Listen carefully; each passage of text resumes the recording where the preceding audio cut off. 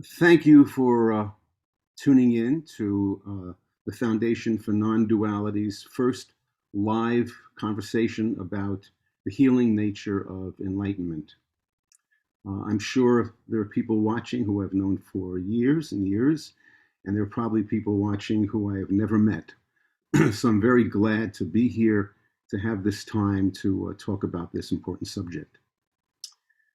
The Buddha was once quoted, I don't know who quoted the Buddha, but somebody quoted the Buddha as saying that hearing the Dharma, meaning the truth of life, discussions about the truth of life, was as rare as dirt on a fingernail. Not under the nail, but on the nail. I guess that's pretty rare. And that means that getting together and having this time to talk about this important subject of our spiritual path is a rare event and something that I take very seriously and hopefully very humorously as well. So I'm going to be sharing with you some of my thoughts about the healing nature of enlightenment. I've jotted some of them down so I can follow my own thinking. And I'll talk about that for a while, and then I'm going to bring in my friend and my student and friend Shelah Stein, and we'll deepen the conversation that way. But before that, as people are joining the stream, let me just share something that happened to me the other day that I found very interesting. I was on my way to a chiropractic appointment, and I was driving down a street that had a big cornfield that had been cut down facing west. The sun was setting over there. And there were about 6 or 7 very large sycamores on that street. If you know sycamores, they're kind of a mottled brown and white kind of tree. Except these trees, all 6 or 7 of them, facing the setting sun, were pure white on one side, the side of the setting sun. I'm sure that science can explain that to me, but what touched me about that was how connected and alive these trees were to their environment. And it just kind of flashed out and made me feel how unitive the world really is, how every tree and cloud and person and stream and molecule and atom is connected, and how we all respond to each other all of the time. So, talking about enlightenment and awakening, and I usually call it enlightening because there's no such place as enlightenment, a finished person, a finished journey, a finished voyage. But talking about it, enlightenment and awakening are actually very intimate things. There's even some way I don't think of them as public things, because to know about enlightenment means to know about the darkest recesses of your own soul. It means to know yourself thoroughly. So it's not a very public thing. And yet, when we have a chance to talk about this important subject, we have to take it. So now here we are, connected technologically. Here's what I wrote. Now we are connected here not only technologically, but through our hearts and through what our hearts want, which is freedom. So I guess that's what I want to preamble with. I'd like to tell you who's on this call. We have Jared Drake and Julie Coriel, who are going to be helping us with the technical aspects and the questions, because we're going to open this up for questions so that you can participate and ask me anything that you'd like. And I want to bring in Shelah Stein at this point, if we can bring her in. Have you been there the whole time, Shelah? Yes, I have. You have. Okay, great. So let me talk about the topic at hand.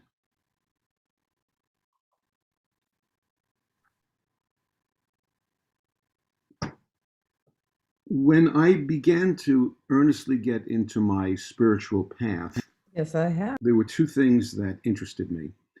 The first was healing. Like most people, or many people, unfortunately, I had a difficult childhood, and I needed to heal some of the traumas of my childhood.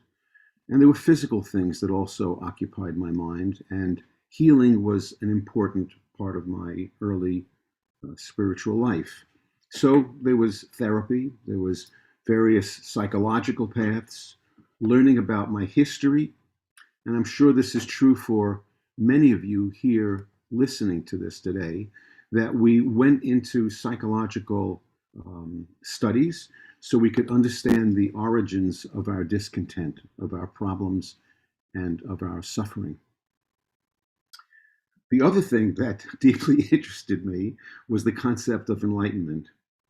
I started sitting Zen meditation when I was 17, and in this way, my life continued along those two paths for many years. And I had a kind of unspoken hierarchy in my mind about these things. And one of them was that healing was lower down and enlightenment was above it. I saw enlightenment as a way to end all of my suffering. I would know the secrets of the universe if I was enlightened, and knowing all of the secrets of the universe, how could I be unhappy? So enlightenment was definitely the top of the pyramid, and somehow psychotherapy and that sort of healing was below it, important but below it. There was therapy, but having a mystical experience, there's nothing like having a mystical experience to convince yourself that you are free and will be free for all time. Such is not the case, by the way. Years later, I came to a different understanding that enlightenment was actually nothing special. In fact, the possibility of enlightenment was so embedded in all of us, something in the life of everyone, that the real purpose of enlightenment, I began to see, was not to achieve some sort of superhuman status, some omniscience, some way of knowing the origin of suffering, the end of suffering, and never missing a step from that point on. But really, the purpose of enlightenment and awakening was to heal. So the pyramid changed, and healing became the most important thing, and enlightenment and awakening became yet another way that we heal the human soul. What I wrote in my notes is this: enlightenment and awakening is an essential ingredient in our healing, which we have to discover within ourselves and which makes us more sane, more down to earth, more able to live a life that includes life and death, more powerful, more helpless, more real, and more free. This, this was a very different perspective about enlightenment than I had originally, where it was just about being kind of peacefully all powerful, if you can imagine.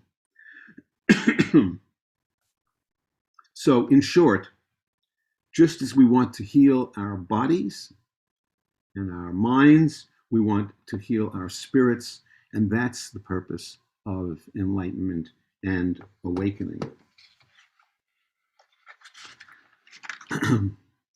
This had important ramifications for our spiritual path, and certainly for my own spiritual path.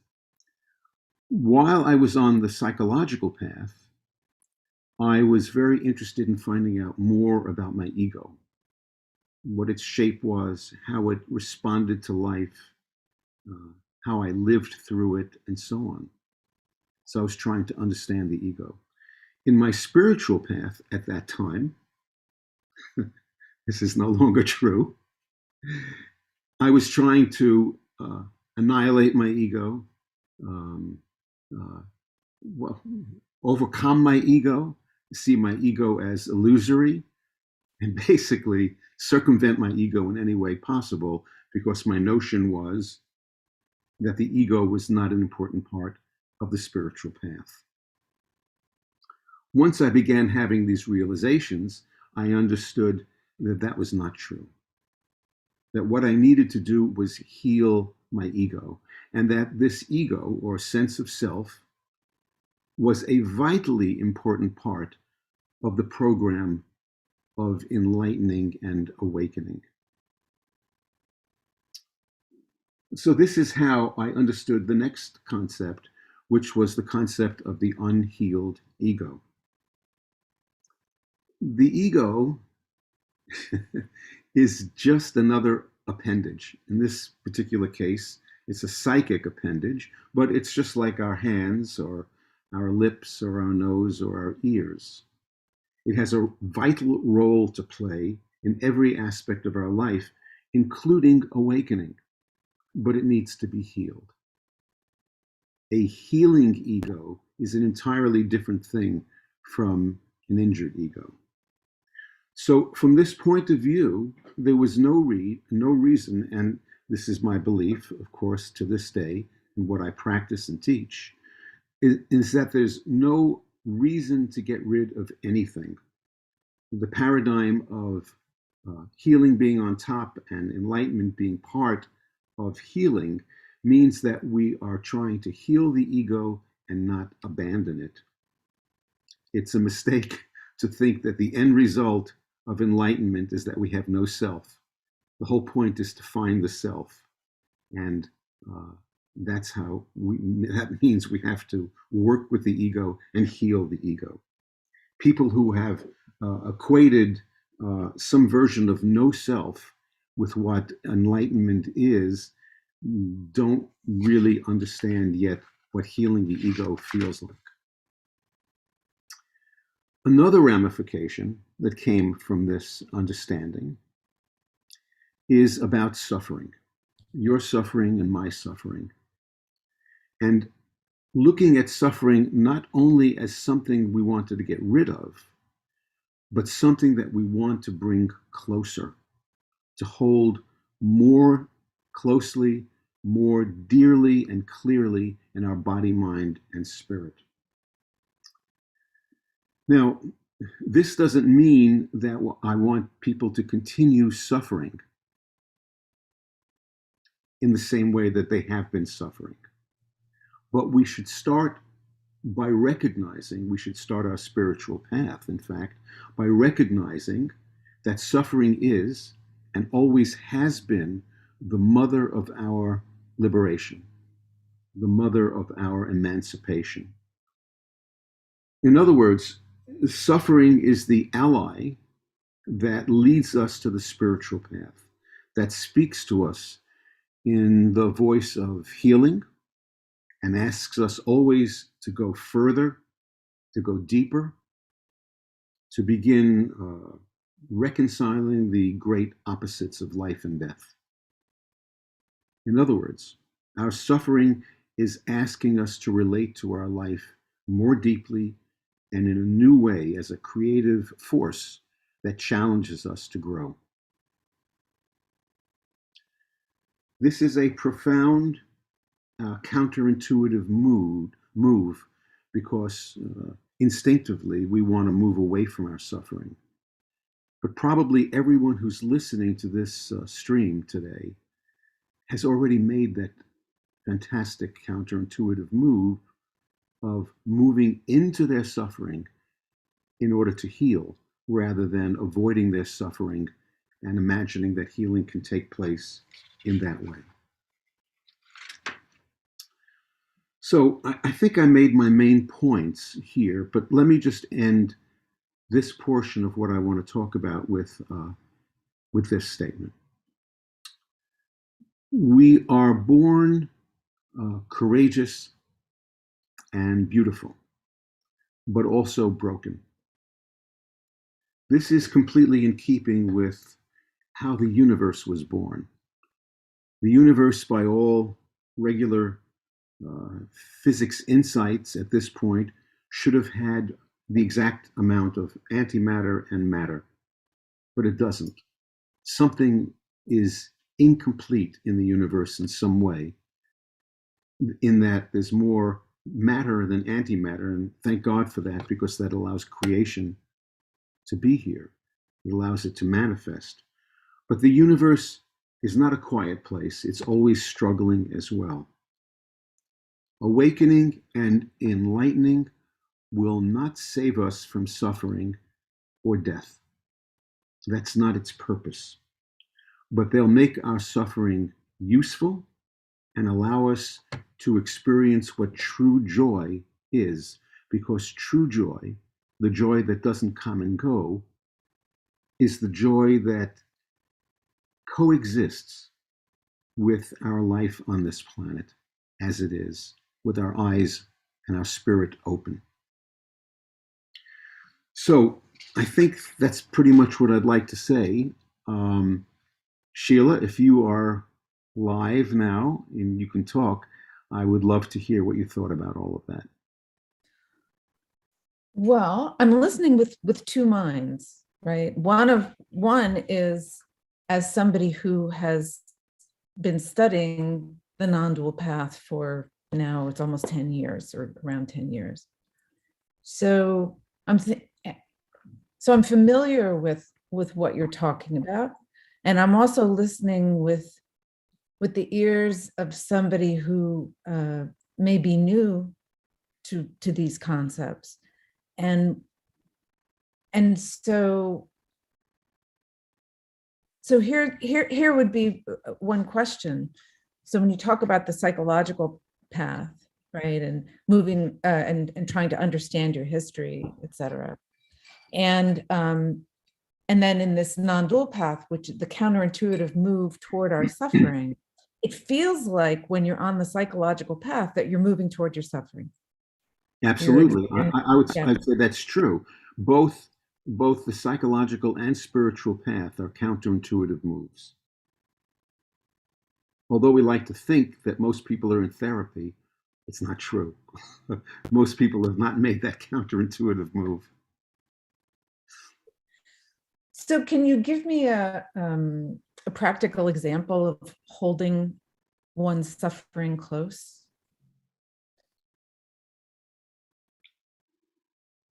Wow. Well, today I was working with somebody who talked about a problem that they had with a family member that was a pretty difficult problem and caused them a lot of suffering. And at first, they tried to deal with it by just opening up to it and opening up to the suffering and so on, and having a better relationship with that person. But through discussion, we talked about the fact that even if there is only 1% of something that, I'm not sure this is a good example, it's too involved. State your question again. Let me hear it again, and I'll do something different with it. Okay. So speaking as somebody who's still hoping to get rid of their suffering. That's the human way, isn't it? Yes, it is. Yes. So when I feel like I know everything about the particular, so I'll just pick an example.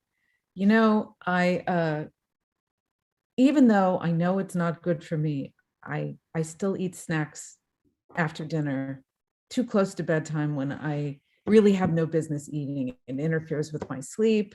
It's not good for weight gain, etc. So knowing everything I know about that particular problem, I'm thinking about what that means to hold that problem close. Well, to hold that problem close, you'd have to not eat, because the problem is not those particular objects that you are ingesting. The problem is what they're covering up. So if, in fact, you took the counterintuitive move to walk deeply into your suffering, you would not eat something and see what came up. What would come up for you and for me when I do that is some sort of suffering. Now, it may be the suffering of feeling exposed or vulnerable or helpless or other types of feelings that you would not want to feel. Doing that, knowing that by holding those things closely, you're actually in the gateway, going through the gateway into something that is healing rather than not. I think that's pretty straightforward. Yeah, that makes a lot of sense. Yeah. I still have questions though, sometimes when, so when I'm struggling with a particular piece of suffering from whether it's relationships or, any other problem that presents itself. And I think, oh, there I go again. I'm doing that thing again. And why can't I see my way past it? And, this, and so the message that we often hear in popular culture is like, just be kind to yourself, or in your talk, you're talking about, we need to know our limitations and to accept our limitations.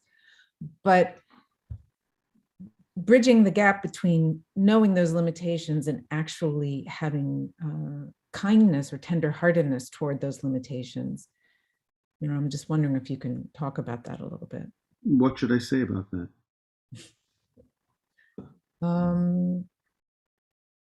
What is it you'd like to know? Well, when so I guess I'm thinking about let me put it this way. Let me put it this way.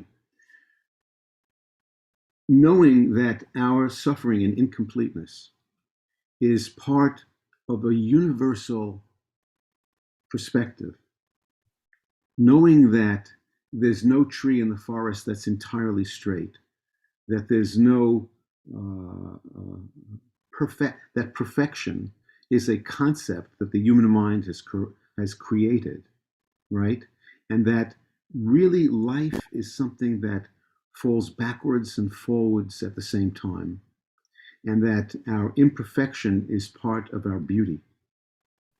Knowing that, the kindness that we need to be on a spiritual path is not something that we invent or comes from the outside. When it comes from the outside, that's good coaching, but it doesn't necessarily last. The kindness that begins to last is when we have grown weary and tired of flagellating ourselves, of hitting ourselves over the head for not being perfect. And we begin understanding the place that imperfection has in life itself. Once we begin understanding that, and understanding that imperfection is omnipresent, we begin developing kindness for ourselves, because after all, who do we think we are? Something that is outside of life in some way and perfect. So the discovery, at first, seeing our imperfections and seeing our inability to be perfect over and over again can be very discouraging. But eventually, if we stick with it, we get truly discouraged. When we get truly discouraged, we discover that it's a blessing. That urge, the urge to be perfect comes from the unhealed ego, the ego that's trying to survive and protect itself constantly. Once we have some stability and realize that we don't have to do that, that our survival does not depend upon being perfect, then kindness starts developing and growing, and it's an organic thing rather than some moral or moralistic aspect that's been laid down on us for some reason. Does that make sense? Yes, it makes sense. Thank you. Yeah. It's the essential ingredient. I've seen people sit Zen for forever who never learned kindness toward themselves. So all they learned in life was to sit Zen or to pray or to be a business mogul or to be this, that, or the other thing, but to have life flower and to open it up, to have it really germinate. Kindness is the essential ingredient, and it's something we have to learn. There's an entire Buddhist path based on it called Pure Land Buddhism, which has to do with the recognition. The first recognition in this Buddhist path is that we are Banbo, which is a foolish being, which is another nice way to put it. It's like somebody who makes a vow, I will never eat that Twinkie before I go to bed again. And they repeat the vow as their mouth is filled with Twinkie. I don't know if everybody knows what a Twinkie is. I don't think they exist anymore. Cupcake, let's say cupcake. So we are foolish beings who will fail again and again. And our choices are to kill ourselves over it or to see something really tender and tender-hearted about it. For me, when I was teaching more Zen-oriented things, I would always say that the end point of Zen is tender-heartedness. After all, if it's not that, why bother?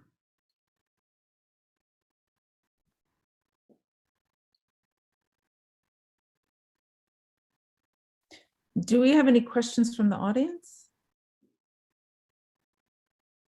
I see there's people here from all over the world, from Slovenia and France and New York, Ohio, Cape Town, Tennessee, Massachusetts, North Carolina, Canada. Wow. And I see here there's Leo, Denise, Alice, Estelle, Bev, Gina, Andrew, Mary, Michael, Tadea, Jackie, Deanna, Henrik. Hi, everybody. So, Shelah, what else?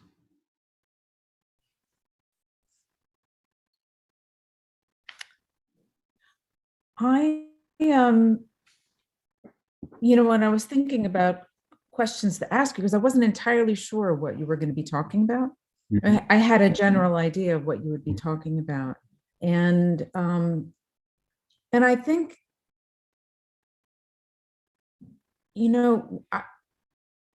I think I was drawn to this work because I was suffering. I didn't even know what I was getting into, actually. Mhm. And I knew that I was suffering and I just wanted to feel better. Mhm. And my experience of the work, of the study, of the words healing, enlightenment, awakening themselves were triggering or problematic because they or mysticism. I was not of a mystical bent when you were talking about reconciling the like psychological path with the spiritual path. And so it's I'm just thinking about, I keep on wanting to ask things like, well, could somebody be free without being enlightened? Can somebody Let's be change the words first of all. And sure? can somebody be healed? Is the question, rather than can somebody be enlightened? Because if enlightenment is the smaller set of the two, so to speak, can somebody be a healing human being? Absolutely.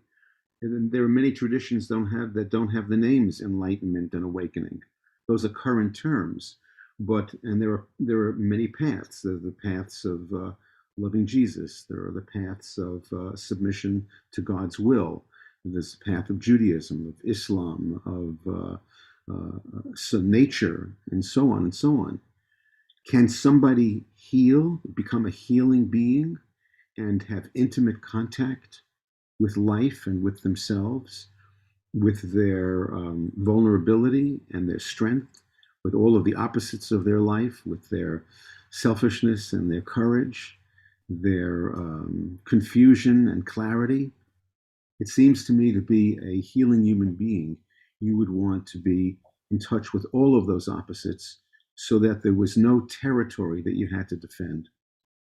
If you get into a position where something is the enemy, for instance, confusion, I should never have confusion in my life if I'm an enlightening or enlightened being, then you've already sequestered a certain amount of territory for your little kingdom of enlightenment. And when confusion comes, confusion is now the enemy. But from a non-dual point of view, confusion is not the enemy, it's just the partner. It's not even the opposite, it's the partner of clarity. And happiness is the partner of sadness, and so on. All of these things, as the Buddhists would say, are mutually codependently arising.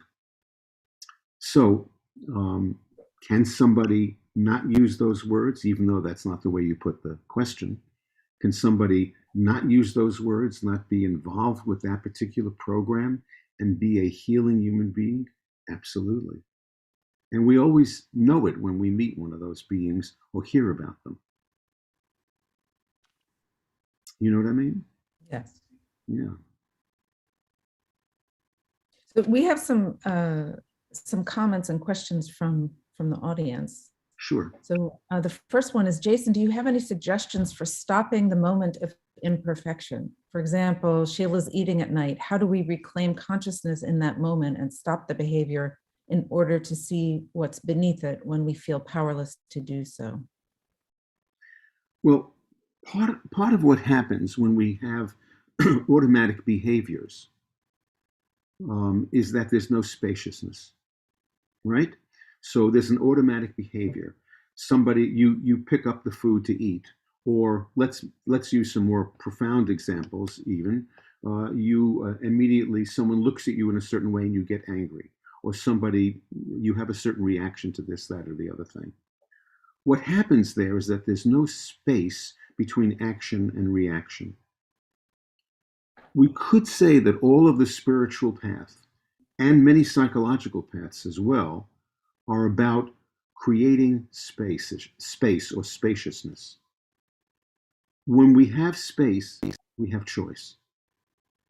Consciousness reappears in those moments. So, what's a good way to create space as you have the donut in your hand? Or my hand, because I long for donuts all the time. I don't eat them, but I would if I could. So, what's a good way? Here I am, and I'm feeling, well, I'll take an actual example. I'll do the same thing that you'll do. I'll eat too late at night and so on.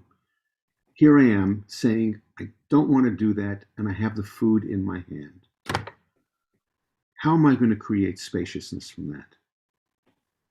Well, a terrific way to create spaciousness is to forgive ourselves in that moment and say, with all of your training, with all of your hopes and dreams, you're still going to take a bite. Somehow that moment of forgiveness is equivalent to a moment of spaciousness and gives you a moment where you can choose whether you're going to actually take the bite or not. And it takes practice. And if you eat it, kindness and forgiveness help with discipline rather than our license to not have discipline. So I don't know who asked the question, but I hope that answers it a little bit.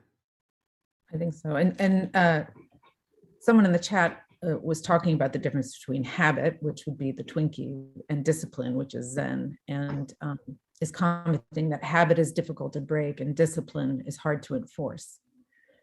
But I think you've spoken to that already with that moment of as though the approach were discipline, when in fact it's that the creating of spaciousness around that moment, which is. I'll tell you a story.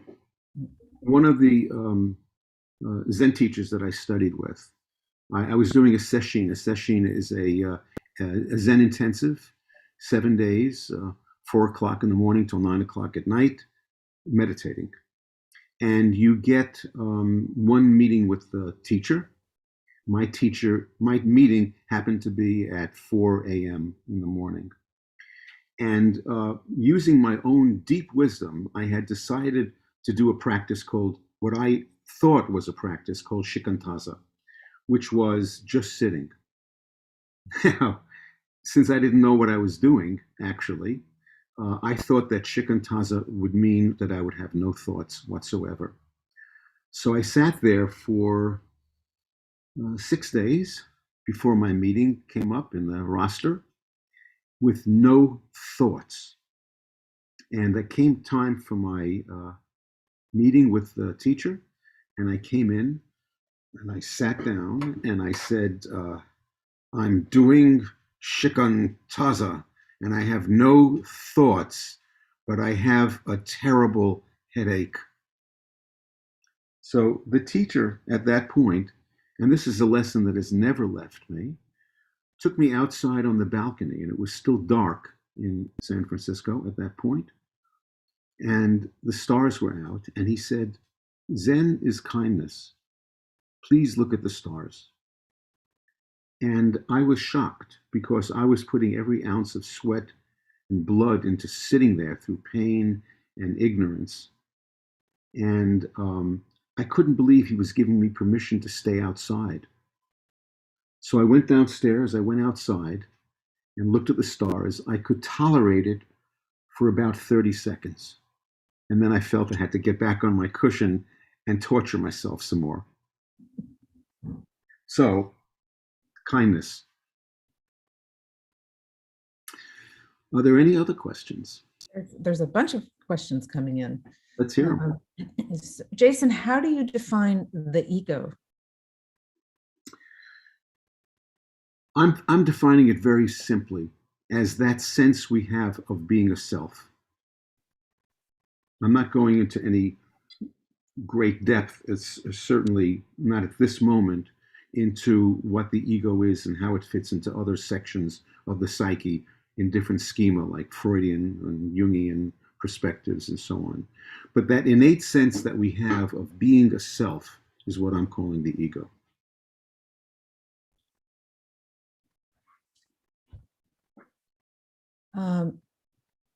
Wow. Okay, let's see. Here's a simple one. How do you define non-duality? The question is posed to you and to me. How do you define non-duality? What does it mean to each of you? Do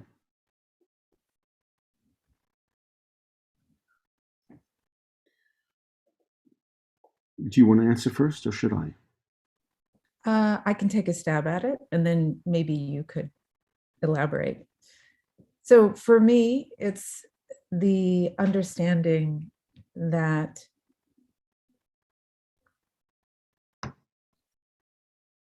everyone and everything that exists is connected, and that to the individual, it feels as though we are central. I'm central to everything that's happening. But the non-dual perspective would be that it includes self and other, and everything under creation that appears to be near or far. And that, no, I'm completely losing my mind, my train of thought. It's okay. I'm going to get an index card to do something with. Okay. Let's see if I have something I can write with. That's yellow. That's not good. Okay. And I think Jared is still on the call, and I'm doing this for him. So, we could talk about non-duality in many different ways. We could be extremely simple and say that non-duality is the perspective that allows us to be intimate with all things. To unwrap that might take a while, but that's the end result of being in a non-dual condition. So here's another example. So I drew something on a card, right? So we have what? We look at this and we say we have what? We have a line. So there are a bunch of people watching this right now, so I'm going to take you through this. So our egos are set up to notice that that is a line. However, if you allow yourself to understand that the line only exists because of everything that is not the line, all that white space, the not line, allows the line to exist. The line is foreground, the white space is background, but that's not exactly the way it is. That's what our ego does with it. Really, the white space and the line arise together. They need each other to exist. We wouldn't even call this white space unless there was a line, which now creates white space. So the white space creates the line creates the white space. Just do that for a second. Become aware of the white space.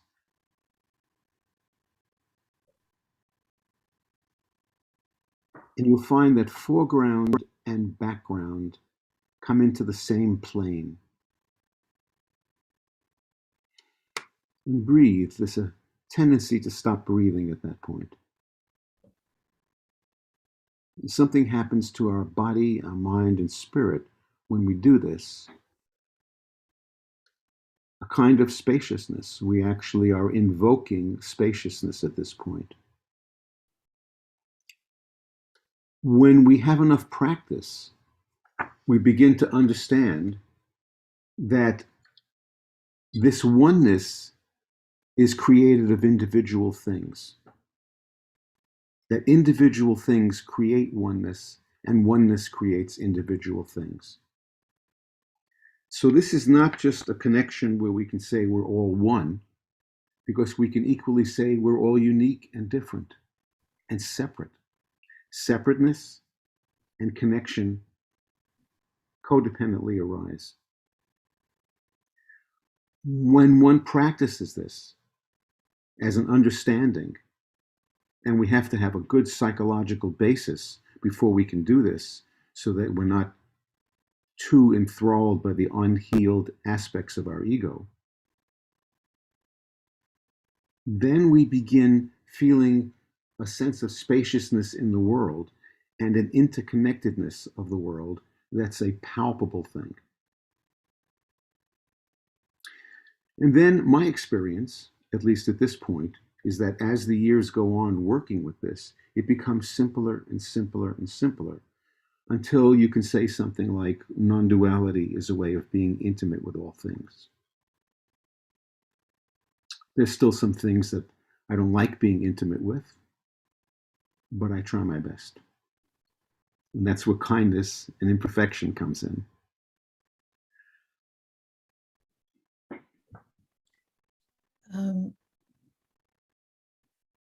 Lisa W. commented, Jason, thank you for reminding us that our survival doesn't depend on us being perfect. Huh. You know, it's irrelevant. It's irrelevant to our survival. Whether you're perfect, you die. Whether you're imperfect, you die. Whether you're perfect, you get ill. Whether you're imperfect, you get ill. So on and so on. We might as well open our eyes to reality as it is, rather than being in a fantasy. So we could also say non-duality is a way of not being in fantasy. It's about being with the world as it is, and the world as it is a terrible and beautiful place. Knowing both of those and being able to live a life that's filled with joy as well as sorrow is something that non-duality is as well. But all of these things take practice. You know, they take companionship. So I hope people have those things. That's actually an excellent segue into the next question from Mary, who asks, can you speak to the role of community and relationship with other people on their paths in terms of the process of healing? And she has another comment of it, saying the injured ego, in my experience, is Well, hard. let me deal with the first part first. That's fine. Okay. So would you just repeat the first part first again? Sure. Can you speak to the role of community and relationship with other people on their paths in terms of the process of healing? Well, I think that's a beautiful question, Mary. From my point of view, community and contact is essential for our healing. Even if it appears as if somebody's doing this on their own, even if they're sitting on a mountaintop by themselves, someone allowed them to be there. They got there through community and relationship. So since non-duality takes in both the communal and the individual aspect, that's a vitally important thing. I'd have to know what was behind the question, whether Mary doesn't have community or finds herself unable to relate in community or whatever, but it's an essential ingredient to that.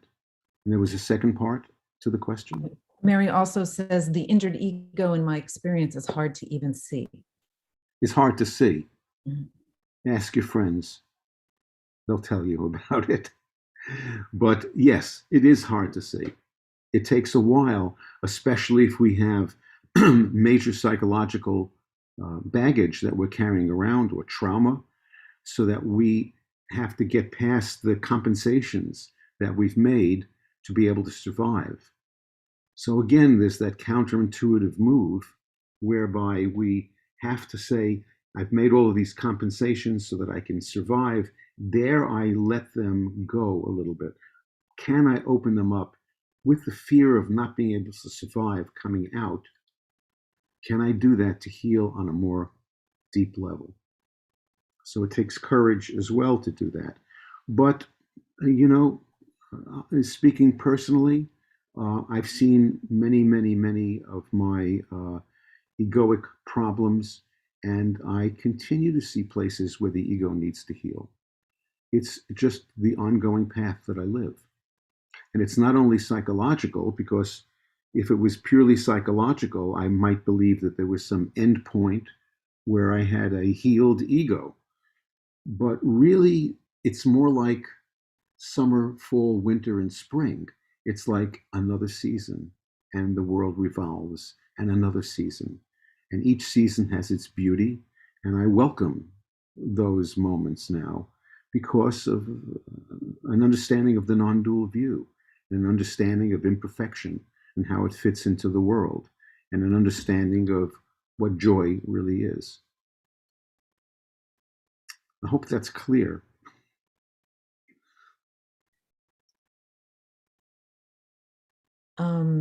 Okay, a few more questions. A couple more, then we'll. This is from, and then I think we're going to wrap up after that. So here's a question from Donna. Can you talk about fear and faith, i.e. how fear blocks us from light? I think this ties into the discussion about to Twinkie or not to Twinkie. Did she say that? Yes. She said that. That wasn't a Shelah edition. Okay. Fear and faith.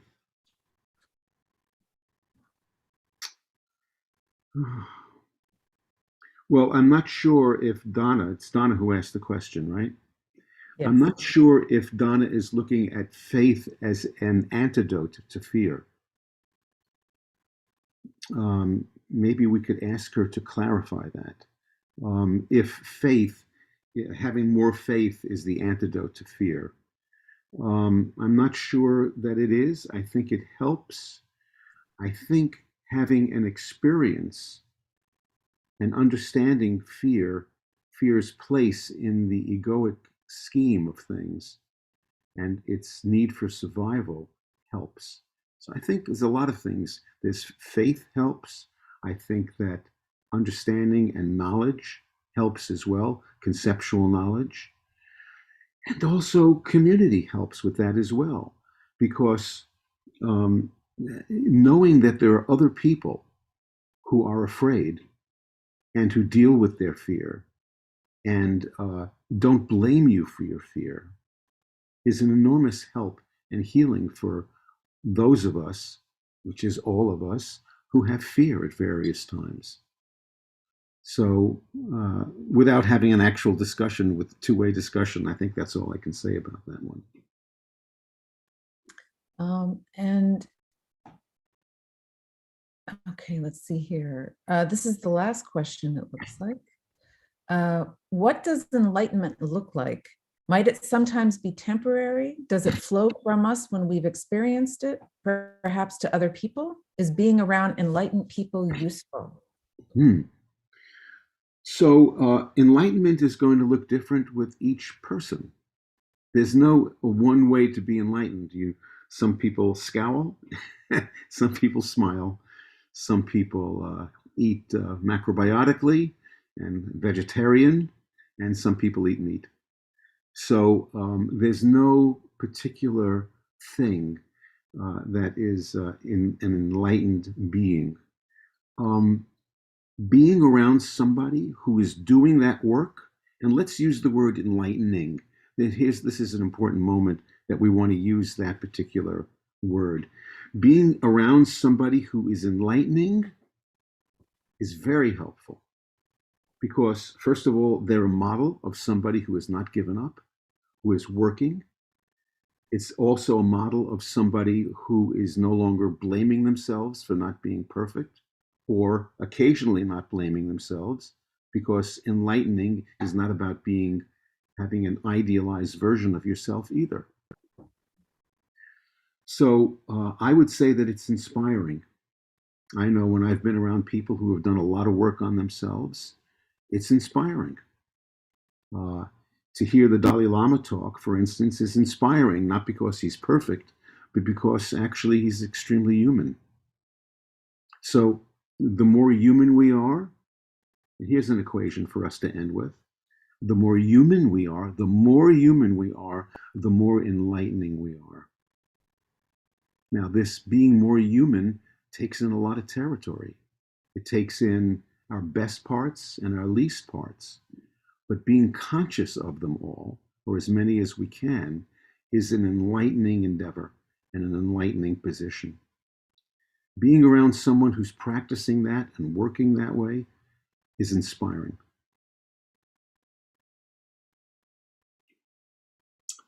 So I think we're going to end. I want to remind people they can go to the Foundation for Non-Dualities website.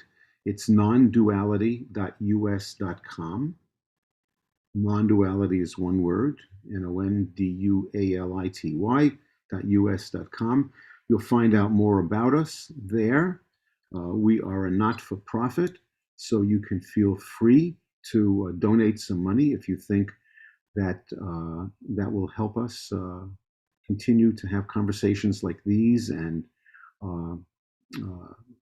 talk to people about what we think are some of life's big questions and ways to live life all the way through. So I guess it's up to me to say thank you to everybody who attended. All those people out there in different countries, thank you so much. Shelah, thanks so much for being with me and asking me all those questions and sharing your insights. And Julie and Jared, thank you as well for setting this up and helping us in all the ways that you do.